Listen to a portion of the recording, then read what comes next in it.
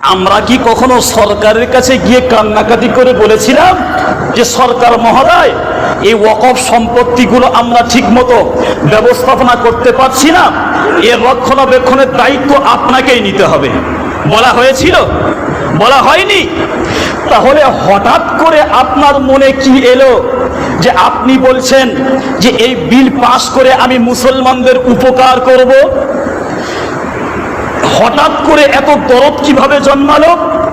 হঠাৎ করে এত মায়া কিভাবে আসলো? এই জাতির প্রতি যদি এত দরদ হলো, তাহলে তালাক বিল যখন পাস করা হয়েছিল, মনে আছে তো?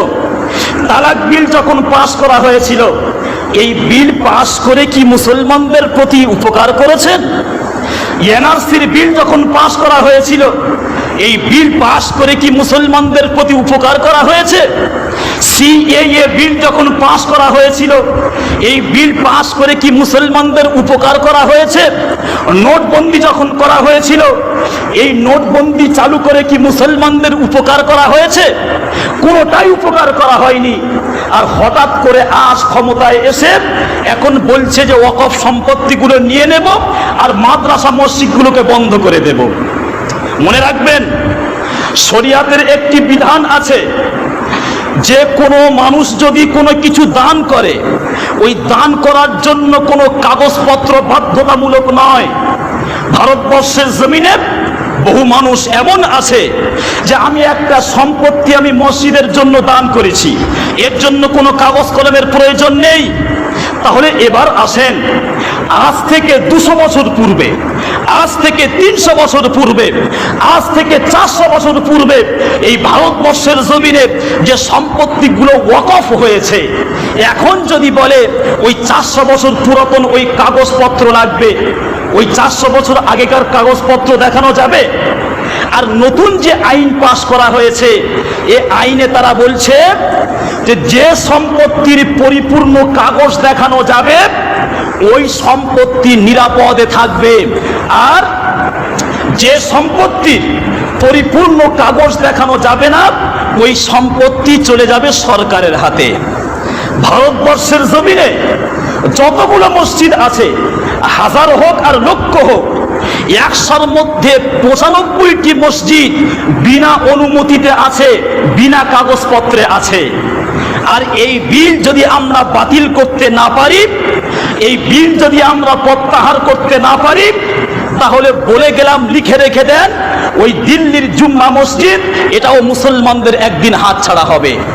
তোমার এলাকার কবরস্থান বলবে এটা তোমার সম্পত্তি নয়, তাহলে ওই কবরস্থানে তোমার বাবা ঘুমিয়ে আছে, তোমার দাদা ঘুমিয়ে আছে, বলবে যে ঘুমিয়ে আছে আছে ছেড়ে দাও, এটা তোমার সম্পত্তি নয়। কি করা হবে? বলবে এর উপরে স্কুল বানানো হবে, কলেজ বানানো হবে, অফিস আদালত বানানো হবে।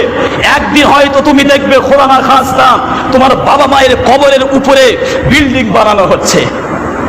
আজ থেকে 200 বছর পূর্বে যে জমিন ওয়াকফ হয়েছে, ভারতবর্ষ স্বাধীন হয়েছে ক বছর হয়েছে?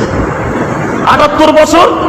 তাহলে ভারতবর্ষ স্বাধীন হওয়ার আগে যে সমস্ত জমিনগুলো ওয়াকফ হয়েছে, আর অধিকাংশ যে বড় বড় মসজিদ, কারোর বয়স 100 বছর, কারোর বয়স 200 বছর, কারোর বয়স 300 বছর, তো ভারতবর্ষ স্বাধীন হওয়ার আগেকার যদি কাগজপত্র চাওয়া হয়, কাগজ দেখানো যাবে? কাগজ তো দেখানো যাবে না। তখন সরকার বলবে চলো এটা সরকারের সম্পত্তি, এটা ওয়াকফের সম্পত্তি নয়। আজও পর্যন্ত আমাদের ঘুম যদি না ভাঙে, তাহলে খোদা না খাস্তা হয়তো দেখবে একদিন আমাদের বাপ দাদুর কবরের উপরে বুলডোজার চলছে। কেন? নতুন আইনে বলা হয়েছে যে জমিন ওয়াকফের নামে ব্যবহার করা হচ্ছে কিন্তু এর কাগজপত্র নেই, তাহলে ওই জমিন ওয়াকফের থাকবে না, ওটা সরকারের কবজায় চলে আসবে। উদাহরণ শুনুন, কোন জায়গায় একটা 10 বিঘা জমি আছে, ওই 10 বিঘা জমি 200 বছর আগেকার জমি, ম্যাপে লেখা আছে ওটা ওয়াকফ কবরস্থান। ম্যাপে ওটা কবরস্থান বলে লেখা আছে। শত শত বছর ধরে সকলেই জানে এটা ওয়াকফের সম্পত্তি।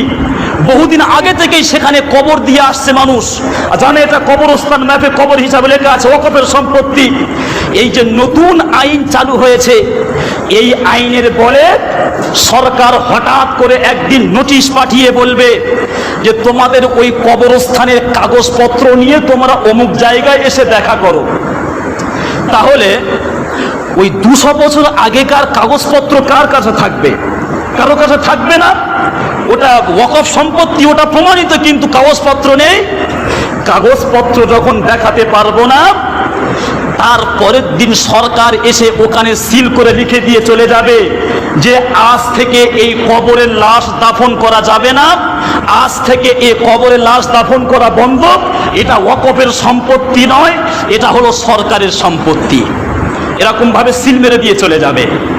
হাস্যকর বিষয় হলো, যেই দেশের প্রধানমন্ত্রীর জন্য সার্টিফিকেট ঠিক মতো পাওয়া যায় না, আর সেই দেশে 200 বছর আগেকার জমির সার্টিফিকেট খুঁজতে বলা হচ্ছে। আজও পর্যন্ত যদি আমাদের ঘুম না আসে, আমরা চাচ্ছি, সরকার বলছে যে ওয়াকফ সম্পত্তিগুলো সব নিয়ে নেব, আর আমরা এক শ্রেণীর মানুষ, আমরা বলছি তোরা যা পারিস কর, তোরা যা নিয়ে নিবি আর নে, আমরা শুধু নিজেদের মধ্যে দলাদলি করব। আমরা দেখব কে দেওবন্দি, কে তবলিগি, কে ফুরফুরাবি, কে হেজবুল্লাহ, কে জামাত ইসলাম, কে আহলে হাদিস, কে পাথর চাপড়ি, কে ঘুটিয়ারি, কে আজমিরি, কে কাশ্মীরি। আমরা তো এগুলোই দেখতে থাকবো, আর এই জাতির উপরে জালিমরা জুলুমের অত্যাচারের স্টিম রোলার চালাবে, এদিকে আমাদের কোনো খেয়াল নেই। হায়রে আফসোস! এজন্য করে এ দল এ দেখার সময় আর নেই। যে কোনো দল ডাকবে, যে কোনো সংগঠন ডাকবে, দেখবেন না কে ডেকেছে, দেখবেন তারা যদি এই বীরের বিরুদ্ধে যদি হয়, তারা যদি মসজিদ মাদ্রাসার পক্ষে যদি হয়, তারা যদি মুসলমানদের পক্ষে যদি হয়, তারা যদি ভারতবর্ষের সংবিধান বাঁচানোর জন্য লড়াই করে, তাহলে আমরা সবাই তাদের সঙ্গে আছি। ধরে বলুন ইনশাআল্লাহ। এই ভারতবর্ষের জমিনে কিষাণ বিল যখন পাস হয়েছিল, কৃষকদের বিরুদ্ধে একটি বিল পাস হয়েছিল। কৃষকদের বিল পাস হওয়ার পর 700 জন মানুষ মৃত্যুবরণ করেছিল।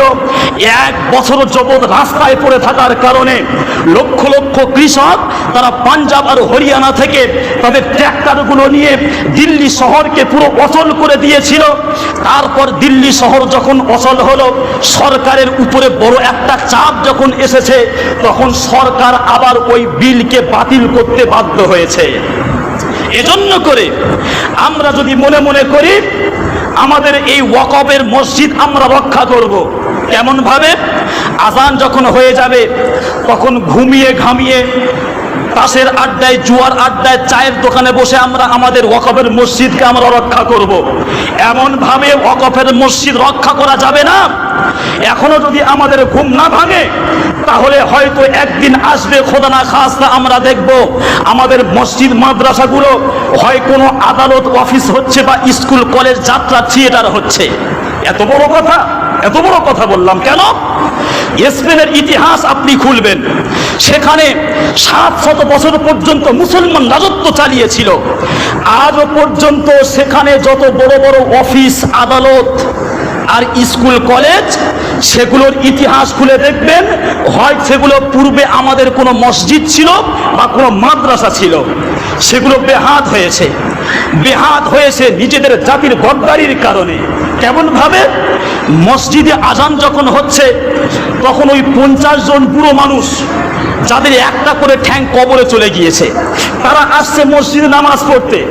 আর নওজোয়ান যুবক আর টাটকা মানুষ যারা, তারা ওই চায়ের দোকানে, মদের আড্ডায়, জুয়ার আড্ডায়, তাসের আড্ডায় বসে সময় কাটাচ্ছে। এই রকম ভাবে স্পেনের শত শত বিঘা জমি তারা হাতছাড়া করেছে।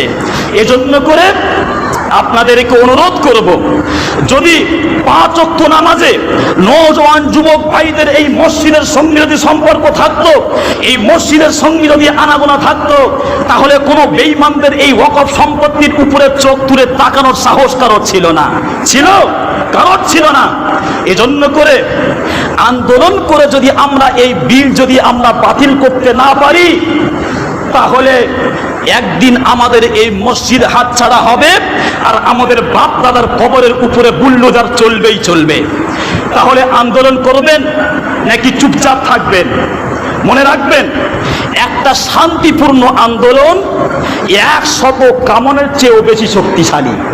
তবে আন্দোলন হতে হবে শান্তিপূর্ণভাবে।